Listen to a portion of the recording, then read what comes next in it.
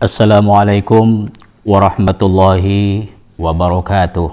Waalaikumsalam warahmatullahi wabarakatuh. Alhamdulillahi rabbil alamin. Wabihi nasta'inu ala umuri dunya waddin. Wassalatu wassalamu ala ashrafil anbiya'i wal mursalin.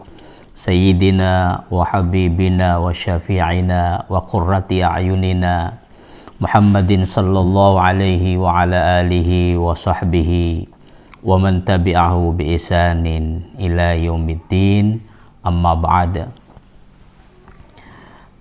Puji syukur senantiasa kita panjatkan kehadirat Allah Subhanahu wa taala.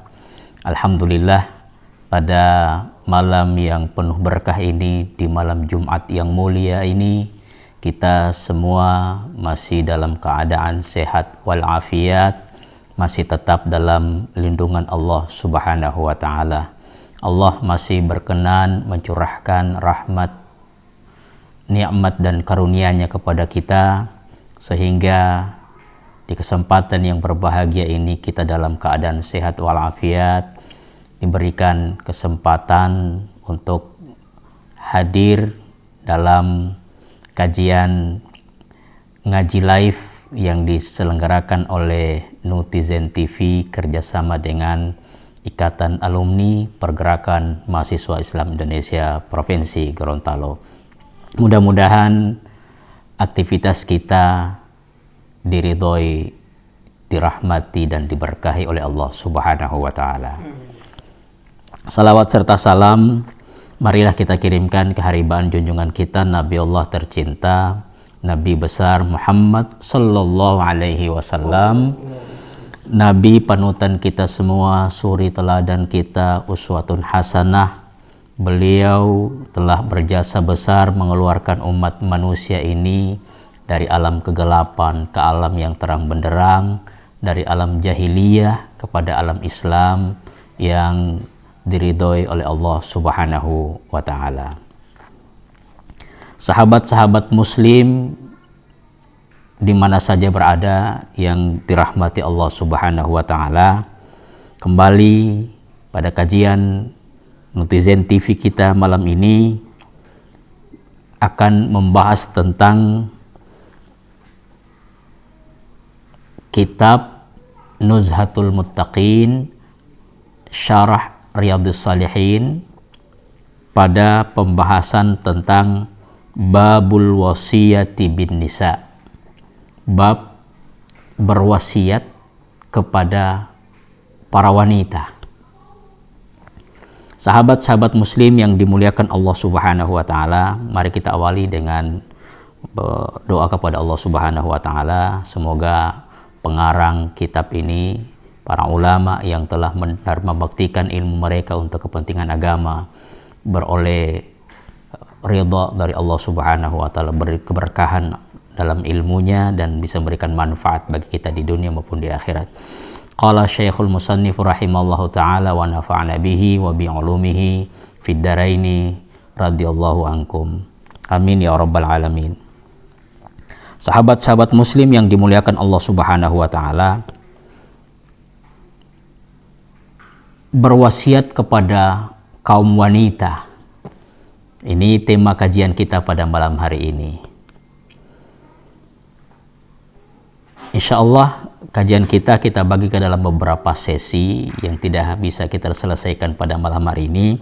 Pada bagian yang pertama ini, kalau kita berbicara tentang wanita, maka yang harus kita kaji secara tuntas, insya Allah pada malam hari ini berbicara tentang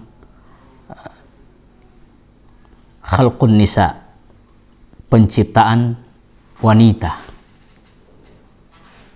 Bagaimana wanita itu diciptakan? Sederhana saja kaum muslimin yang dimuliakan Allah Subhanahu wa taala, pemirsa Nutizen, sahabat-sahabat muslim yang dimuliakan Allah. Kalau berbicara tentang penciptaan wanita atau bagaimana wanita itu diciptakan, maka ini ternyata di dalam wacana ataupun dalam diskursus tentang pembahasan tentang wanita, kita mendapatkan beberapa penjelasan-penjelasan berkaitan dengan hal ini.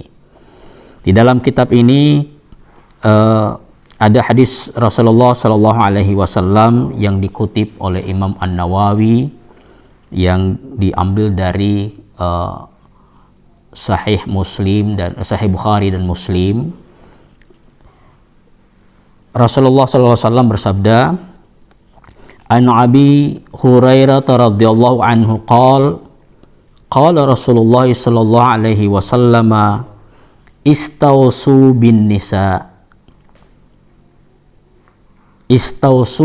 nisa'i khaira fa innal mar'ata khuliqat min dil'in wa inna a'waja ma fi dil'i a'lahu fa in dhahabta tuqimuhu kasartahu wa in taraktahu lam yazal a'waj fastausu bin nisa.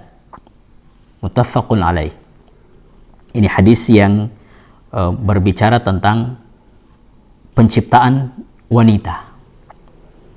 Sahabat-sahabat Muslim, dari Abi Hurairah radhiyallahu anhu qala, Rasulullah sallallahu alaihi wasallam bersabda,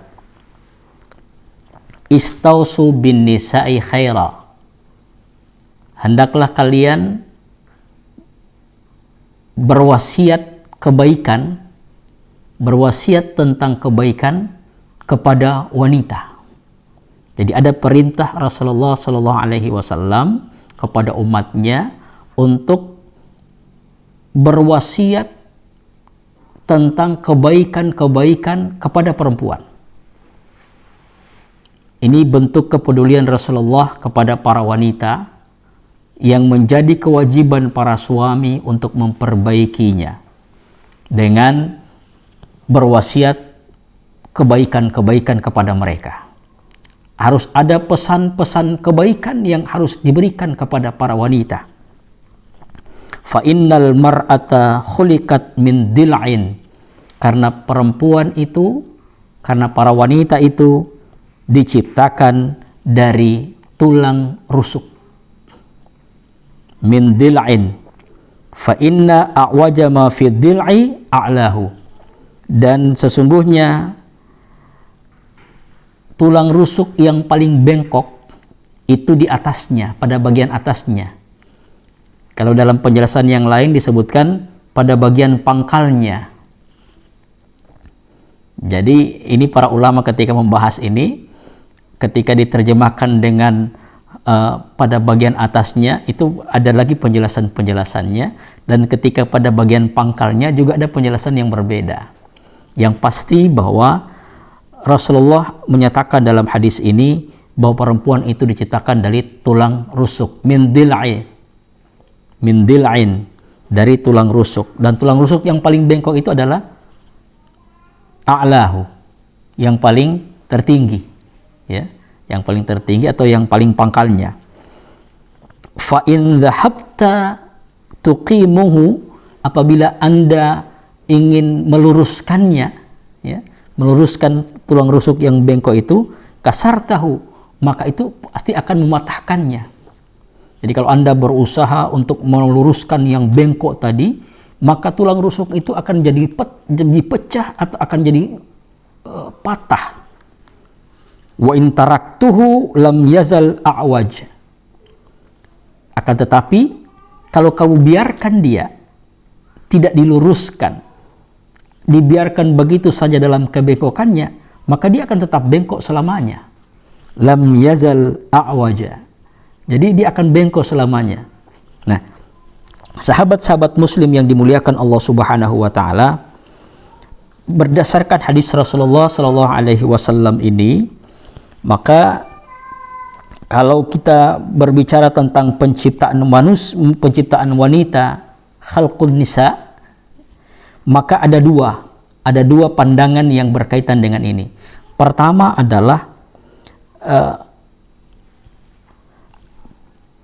penciptaan wanita dari tulang rusuk itu dimaknai secara hakiki, dan yang kedua bimaknal majazi. Yang kedua diartikan dengan makna secara majazi. Nah, jadi pertama dipahami secara harfiah, dan yang kedua dipahami secara metafora, perumpamaan. Nah, sahabat-sahabat muslim yang dimuliakan Allah Subhanahu wa taala, kita bahas pertama dulu bagaimana penciptaan wanita ini dipahami secara hakiki.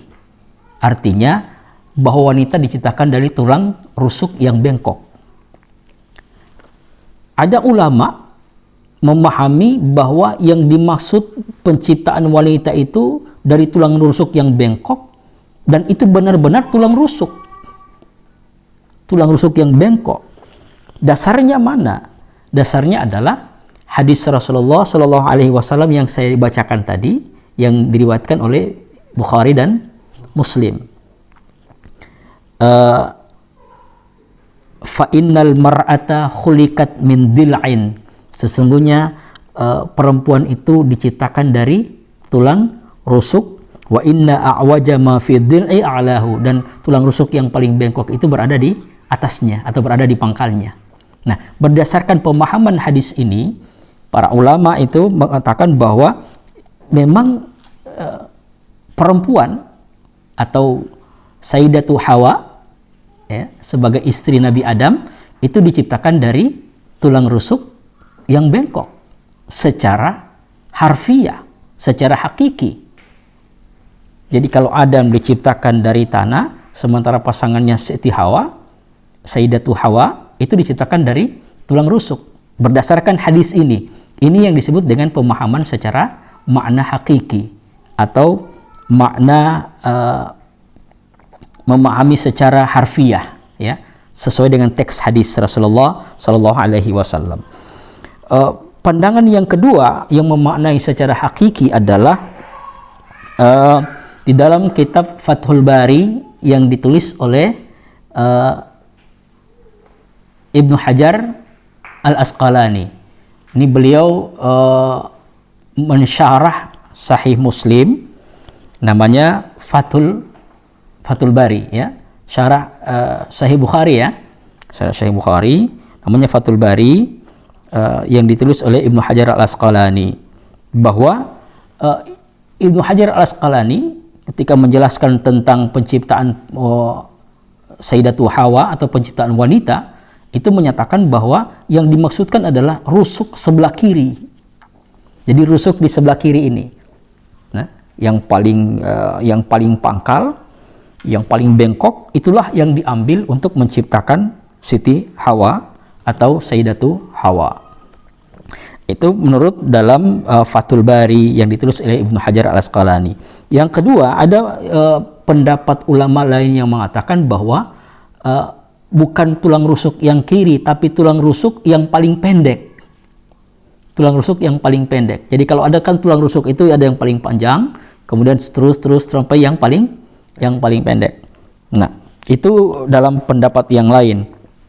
Nah, kemudian makna majazi, makna hakiki atau makna harfiah ini ternyata kita bisa temukan penjelasannya dalam tafsir-tafsir para ulama, para mufassirin, ulama mufassirin al-mutaqaddimun, ya, mufassirun mutaqaddimun, atau para mufassir yang terdahulu, kalangan salafus saleh, itu baik tafsir Jalalain, tafsir Al-Qurtubi, kemudian tafsir At-Tabari dan lain sebagainya, kita bisa temukan bahwa penjelasan tentang penciptaan Nabi Adam itu dalam tafsir-tafsir para ulama, para mufassirin terdahulu ini, itu menjelaskan bahwa benar-benar perempuan itu diciptakan dari tulang rusuk secara harfiah, ya, tulang rusuk secara harfiah atau secara hakiki benar-benar tulang rusuk. Itu saya dapatkan dalam tafsir para ulama. Bahkan ada penjelasan tentang bagaimana proses penciptaan Siti Hawa itu, dan ini didapatkan dalam kitab Taurat. Dalam kitab Taurat yang dikutip juga oleh para ulama dalam kitab-kitab mereka, disebutkan bahwa pada saat Nabi Adam itu tertidur, dia merindukan sosok yang bisa mendampingi dia karena dia merasa kesepian. Kemudian di saat dia tertidur itulah Allah mencabut tulang rusuknya, ya, mencabut tulang rusuk Nabi Adam, kemudian dibungkus dengan daging. Dari situlah kemudian diciptakan Siti Hawa. Ini yang selama ini kita pahami. Dan saya juga ketika masih sekolah dulu mendengarkan cerita seperti ini tentang bagaimana proses penciptaan Siti Hawa, diawali dengan ketika Nabi Adam tertidur kemudian diambil tulang rusuknya, sesudah itu diciptakanlah Siti Hawa. Kemudian Adam terbangun terkejut dan melihat sudah ada sosok wujud yang lain yang ada yang bersama dengan dia di dalam surga, sehingga kesepian itu sudah menjadi hilang. Inilah yang menjadi dasar bahwa pemahaman tentang tulang rusuk itu secara hakiki atau secara harfiah, bahwa perempuan memang benar-benar diciptakan dari bahan tulang rusuk yang paling bengkok, atau tulang rusuk yang kiri, atau juga tulang rusuk yang pendek. Jadi ini yang kajian kita pada malam hari ini. Kemudian sahabat-sahabat muslim yang dimuliakan Allah Subhanahu wa taala,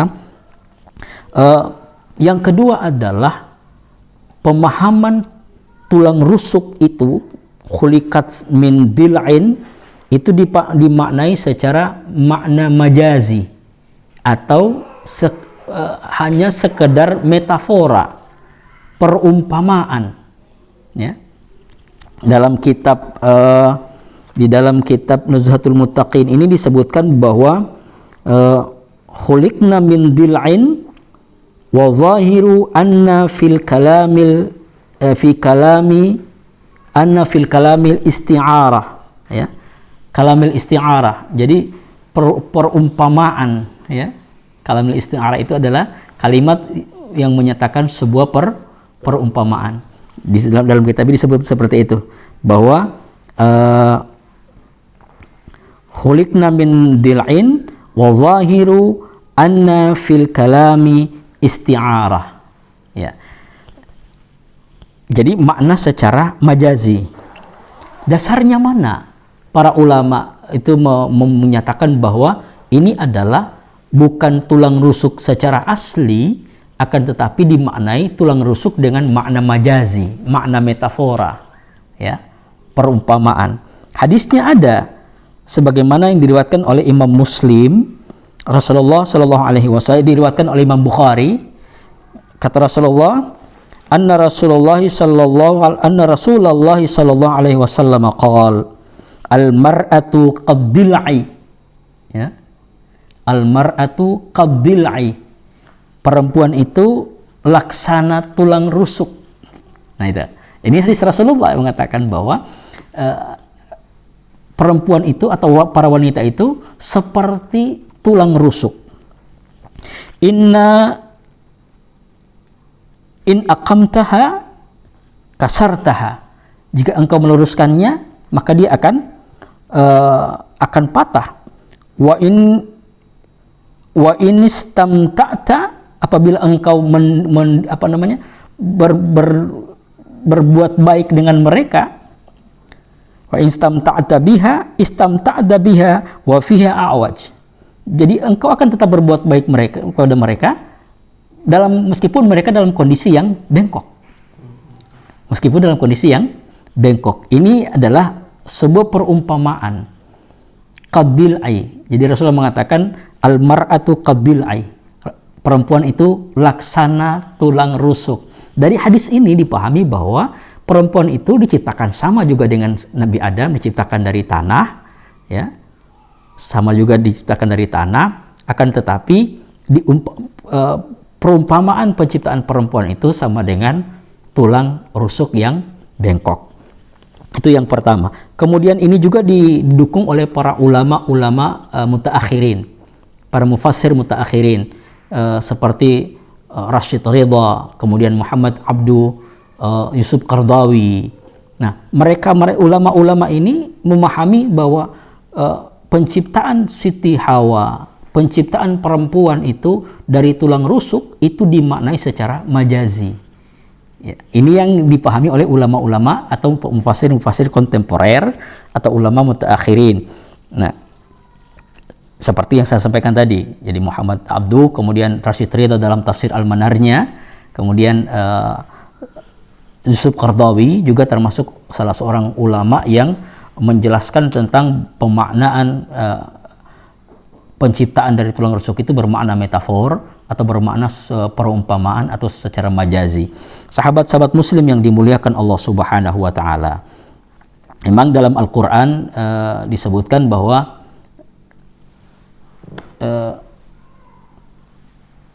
ya ayyuhalladzina amanu taqu rabbakumul ladzi khalaqakum min nafsin wahidah. Ya, wahai orang-orang yang beriman, bertakwalah kepada Allah yang menjadikan kamu dari jasad yang satu, min nafsi wahidah, dari jiwa yang satu. Nah, ayat ini dalam surah An-Nisa ayat 1 ya, dalam surah An-Nisa ayat 1 tentang ya ayyuhalladzina amanu taqullaha wa taqu rabbakumul ladzi khalaqakum min nafsi wahidah. Bertakwalah kepada Allah yang menciptakan kamu dari jiwa yang satu. Nah, ayat ini ternyata itu dipahami secara berbeda oleh para ulama. Ada yang memahami dengan nafsun wahidatun itu adalah dari Adam. Jadi diciptakan kamu itu diciptakan dari satu jenis, satu manusia yaitu Adam, nafsu, kemudian menciptakan berpasang-pasangan, menciptakan pasangannya. Nah, itu dari Adam. Tapi ada yang mengatakan juga bahwa ulama mengatakan bahwa yang dimaksud di sini adalah dari jenis yang satu. Dari jenis yang satu. Jadi tidak ada bedanya antara laki-laki dengan perempuan karena diciptakan dari jenis yang satu yang namanya manusia. Jadi penciptaannya sama. Nah, sahabat-sahabat muslim yang dimuliakan Allah Subhanahu wa taala. Ketika memaknai bahwa perempuan itu diciptakan dari tulang rusuk yang bengkok, ini ternyata ketika dilakukan kajian-kajian para ilmuwan bahwa di dalam diri kita itu ada 12 pasang ya, 12 pasang tulang rusuk. Jadi tidak ada bedanya antara tulang rusuk laki-laki dengan tulang rusuk perempuan dari sisi jumlah, semuanya berjumlah 12 di kanan dan 12 di kiri. Sehingga jumlahnya totalnya adalah 24 tulang rusuk ini. Dan yang paling bengkok itu adalah di pangkal.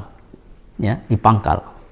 Paling bengkok. Jadi kalau saya katakan tadi ketika dipahami ini paling atas, maka ada ulama yang mengatakan bahwa yang paling atas itu ya, termasuk dalam kitab Nuzhatul Muttaqin ini adalah disebut paling atas karena di atas itu ada kepala ya, ada kepala. Di sini disebutkan li'anna a'laha ra'suha, dan yang paling atas itu adalah kepala, wa fihi lisanuha, dan di kepala itu ada lisan ya, ada lidah, wa huwa alladhi yahsulu minhul adha, dan di lidah itu adalah sumber malapetaka, sumber penyakit. Nah, itulah karena perempuan itu diciptakan dari tulang rusuk yang paling atas, dan yang paling atas itu dimaknai oleh para ulama adalah di bagian kepala ya, sehingga di kepala itu ada lidah yang nah disitulah yang oleh karena itu berwasiat kepada wanita itu sangat perlu, karena memang diciptakan dari tulang rusuk yang perlu untuk diperbaiki, perlu untuk diluruskan. Nah, karena memang senjata perempuan itu adalah lidah, dan sulit untuk menangkis serangan para wanita itu kalau menggunakan lidahnya. Nah, oleh para ulama itu menggunakan ala itu adalah di bagian kepala, bagian atas. Tapi ada lagi memahami dengan bagian pangkal. Jadi tulang ekor itu yang melingkar, itu adalah bagian yang paling vital dari tulang rusuk. Ini juga dipahami kenapa wanita itu diciptakan dari tulang rusuk. Ini adalah bukan sebuah penghinaan, akan tetapi penciptaan wanita dari tulang rusuk itu adalah sebuah penghargaan yang luar biasa, metafora yang luar biasa untuk dipahami. Kalau dipahami sekedar bahwa tulang rusuk itu adalah sesuatu yang bengkok, dengan demikian perempuan ini tidak berharga, laki-laki misalnya diibaratkan sebagai tulang rusuk yang lurus, kemudian perempuan tulang rusuk yang bengkok, maka kehinaan perempuan itu terletak dari kebengkokannya, padahal bukan. Mari kita lihat betapa pentingnya tulang rusuk dalam kehidupan ini. Coba lihat, sahabat-sahabat muslim yang dimuliakan Allah Subhanahu wa taala. Tulang rusuk ini betapa hebat fungsinya. Menjaga organ-organ tubuh yang paling vital. Jantung, hati, ginjal, semua yang ada dalam tubuh ini dipelihara dan dijaga oleh tulang rusuk. Kemudian tulang rusuk itu memberi keseimbangan dalam fisik manusia. Bisa dibayangkan manusia kalau ada satu tulang rusuknya yang hilang, patah, maka keseimbangan tubuh manusia itu akan rusak ketika tulang rusuk ini tidak sempurna. Dengan demikian penciptaan wanita dari tulang rusuk itu sebuah metafor yang sangat luar biasa. Karena perempuan itu adalah menjaga kehormatan keluarga, menjaga sesuatu yang harus dilindungi. Begitulah sebenarnya wanita. Oleh karena itu, karena wanita sebagai penjaga, wanita itu sebagai lambang keteduhan, lambang ketenangan, lambang keseimbangan, sebagaimana tulang rusuk, maka ini harus diperbaiki. Yang bengkok itu harus diberikan nasihat-nasihat kebaikan. Bukan harus bengkok itu bukan berarti harus diluruskan, tidak. Artinya bagaimana dalam posisinya sebagai tulang rusuk yang bengkok ini bertahan sebagai pelindung dalam kehidupan. Wanita harus ditempatkan sebagai yang melindungi kehidupan keluarga, melindungi kehidupan anak, melindungi kehidupan suaminya. Nah, oleh karena itu seorang suami wajib untuk berwasiat kepada istrinya. Istausu bin nisa'i khaira. Berwasiatlah kalian kepada wanita dengan kebaikan-kebaikan. Mengapa? Karena mereka adalah ibarat tulang rusuk yang melindungi, ibarat tulang rusuk yang memberikan ketenangan, memberikan keseimbangan dalam kehidupan. Luar biasa. Jadi sebenarnya berbahagialah perempuan yang diciptakan dari tulang rusuk, baik secara hakiki maupun secara harfiah atau secara majazi atau secara metafora. Karena ternyata tulang rusuk mempunyai fungsi yang sangat luar biasa dalam kehidupan diri seseorang. Sahabat-sahabat muslim, ini bagian pertama kita tentang berbicara tentang wanita pada kajian kitab Syarah Riyadhus Shalihin atau kitab Nuzhatul Muttaqin ini. Silakan ada pertanyaan yang sebelum kita mengakhiri, mungkin ada pertanyaan dari Intuzen. Ada Ustaz. Ini pertanyaan datang dari inbox di fanpage Intuzen Gorontalo Ustaz. Iya. Ini Ustaz pertanyaannya dari ibu yang ada di Gorontalo tapi tidak mau menyebutkan nama. Baik. Takut ada yang tersinggung. Ustaz, ini kejadian nyata di wilayah Gorontalo. Ustaz, pertanyaannya adalah istrinya sudah mau meninggal, tetapi memberikan wasiat kepada suami agar tidak menikah lagi. Nah, sementara kalau dilihat dari segi fisik, sebenarnya masih agak muda, mungkin umur 50-an Ustaz. Mohon tanggapannya. Baik. Intinya adalah bukan pada persoalan bukan pada persoalan ketika meninggal kemudian dia berwasiat untuk tidak menikah lagi. Akan tetapi kita berbicara tentang bagaimana hukum wasiat. Iya. Nah, wasiat itu ada dua. Wasiat yang wajib ditunaikan dan wasiat yang tidak wajib ditunaikan. Kalau wasiat yang berkaitan dengan kebaikan dan tidak bertentangan dengan syariat, maka kita wajib untuk menunaikannya. Ya. Akan tapi kalau wasiat itu bertentangan dengan syariat, termasuk melarang orang untuk melakukan perkawinan, itu adalah wasiat yang tidak wajib untuk dipatuhi, tidak wajib untuk ditunaikan. Dan itu juga tidak berdosa ketika misalnya kita melanggar wasiat itu, karena memang bukan wasiat yang berkaitan dengan melanggar perintah Allah Subhanahu wa taala. Ya, saya pikir itu jawabannya ya. Baik. Yang kedua Ustaz, dari Fatiatul dari IPPNU cabang Sumatera. Ya. Ustaz, laki-laki adalah kepala rumah tangga. Untuk itu, suami harus membimbing istrinya dalam sebuah rumah tangga. Bagaimana Ustaz jika istrinya ahli ibadah sementara suaminya sangat berbeda? Ya. Baik. Perkawinan itu dari siapa? Fatia ya? Fatia di Fatiatun di IPPNU cabang Sumatera, Ikatan Pelajar Putri Nahdlatul Ulama cabang Sumatera. Baik. suami punya kewajiban kepada istri, Iya. dan juga sebaliknya istri punya kewajiban kepada suami. Maka kewajiban ini harus benar-benar ditunaikan dengan sebaik-baiknya. Nah, oleh karena itu kalau yang sebagian pertanyaan tadi bahwa Istrinya ahli ibadah. istrinya ahli ibadah kemudian suaminya sangat berbeda, atau sebaliknya. Iya. Jadi karena kadang-kadang kita mendapatkan pasangan terbalik ya. Iya, tuh. Satu yang taat ibadah tapi yang satu sering bermaksiat. Nah, bagaimana caranya ini? Bahwa lembaga perkawinan itu sebenarnya bukan hanya sekedar pemenuhan kebutuhan biologis, akan tetapi lembaga perkawinan adalah sebuah lahan untuk beribadah. Jadi kalau suaminya ahli ibadah, istrinya bukan ahli ibadah, maka itu ladang pahala bagi suami untuk menjadikan istrinya bagaimana bisa beribadah kepada Allah. Seterusnya dia akan berdakwah kepada suaminya sampai kapan? Ya, tidak ada batasnya. Ya, dakwah itu tidak mesti harus berhasil. Bahkan dakwah itu intinya adalah bagaimana harus mengakhiri hidup dalam dakwah. Mengakhiri hidup dalam dakwah. Nah, dakwah itu berhasil atau tidak itu perkara yang lain. Innaka la tahdi man ahbabta walakinnallaha yahdi man yasha. Engkau tidak akan berikan hidayah atau petunjuk kepada orang yang engkau kehendaki, engkau sayangi, akan tapi Allah yang berikan hidayah kepada orang yang dia kehendaki.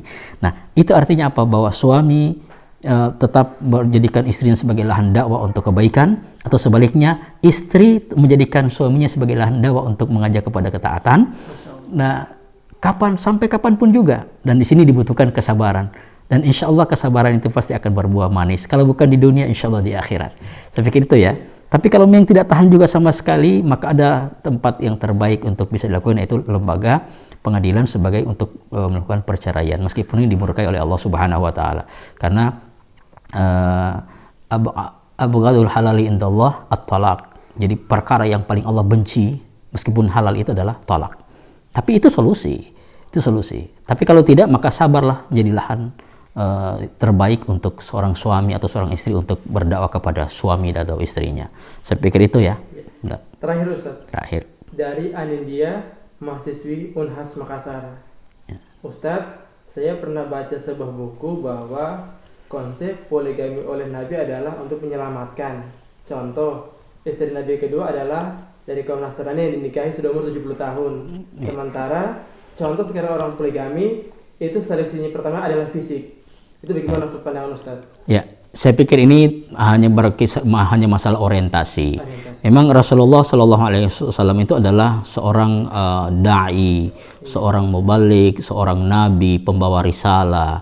Kemudian segala sifat-sifat dan perilaku Rasulullah itu adalah tidak lepas dari konteks dakwah fil Islam. Dakwah dalam Islam, menegakkan kalimat Allah, baik dalam konteks keagamaan maupun dalam konteks kemasyarakatan. Rasulullah berpoligami memang punya tujuan-tujuan yang sangat mulia. Akan tetapi bukan berarti poligami itu harus seperti itu modelnya. Karena poligami ini ternyata sebuah syariat yang punya pemahaman yang begitu luas. Jadi tidak hanya dipahami sebagai dengan tujuan-tujuan sebagaimana yang dilakukan oleh Rasulullah, ada juga tujuan-tujuan yang lain. Dengan demikian, kalau ada tujuan yang lain, maka persyaratannya juga mungkin dengan persyaratan yang lain, ya gitu. Jadi membandingkan bagaimana, jadi kalau hanya dengan cara Rasulullah saja berpoligami, berarti haram poligami dengan cara yang lain. Sementara poligami hukumnya halal.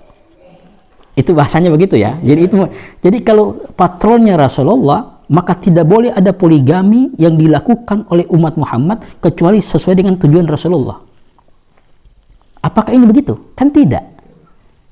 Yang jelas dalam Al-Qur'an, fankihu ma taba lakum minan nisa mathna wa thulatha wa ruba wa in khiftum alla ta'dilu fawahida. Nikahilah perempuan itu 2, 3 atau 4. Jika kamu khawatir untuk tidak berlaku adil, 1 saja. Ini kan dalil secara umum tentang kebolehan poligami. Terlepas apapun tujuannya. Tapi memang sebaiknya poligami itu didasarkan pada tujuan-tujuan kebaikan, tujuan-tujuan dakwah, mengangkat derajat perempuan yang dari kemiskinan, dari keterpurukan, kemudian dari ketidakmampuan di poligami sehingga bisa menjadi, itu tujuannya bagus. Tapi kalau ada berpoligami dengan tujuan yang lain, karena mungkin dia punya kemampuan seksual yang lebih, maka dia cari juga yang misalnya yang bisa memuaskan dia secara fisik, secara rohani, kan tidak ada masalah. Yang penting dilaksanakan secara halal. Secara halal dan baik. Jadi tujuan inilah yang insya Allah tujuan ini tidak mengantarkan kita kepada hal-hal yang sifatnya maksiat kepada Allah. Itu intinya. Innamal a'malu binniyat. Tapi sebenarnya ini kajiannya lain ya. Sebenarnya kajian tersendiri karena ini memang agak panjang juga permasalahannya, tidak hanya sepintas seperti ini. Tapi karena ditanya ya jawabannya sederhana seperti itu.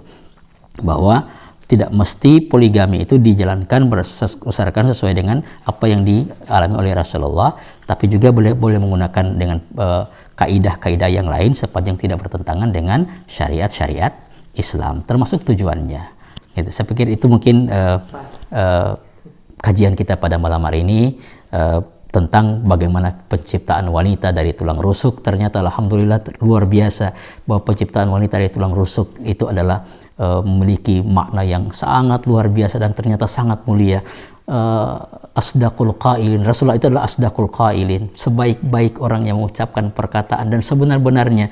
Ternyata ketika Rasulullah mengatakan perempuan diciptakan dari tulang rusuk yang bengkok, baik secara hakiki maupun secara majazi, itu punya makna yang luar biasa pada diri perempuan. Dan ini bukan sebuah penghinaan, bukan sebuah kerendahan, tapi sebuah pemuliaan kepada perempuan. Masya Allah, mudah-mudahan kajian kita malam ini dapat bermanfaat bagi pemahaman dan pengetahuan kita tentang bagaimana tentang al-wasiyatu bin nisa, berwasiat kepada perempuan yang diciptakan dari tulang rusuk. Mudah-mudahan ini bermanfaat. Kita akhiri, saya mohon maaf atas segala kesalahan dan kekhilafan. Terima kasih atas segala perhatian. Insyaallah kita diberikan kesehatan oleh Allah Subhanahu wa taala dan insyaallah kita semua bisa diberikan kebahagiaan, keselamatan di dunia maupun di akhirat kelak. Semuanya kita kembalikan kepada Allah dan kita akhiri wallahul musta'an wallahul muwafiq ila aqwamit thariq. Wassalamualaikum warahmatullahi wabarakatuh.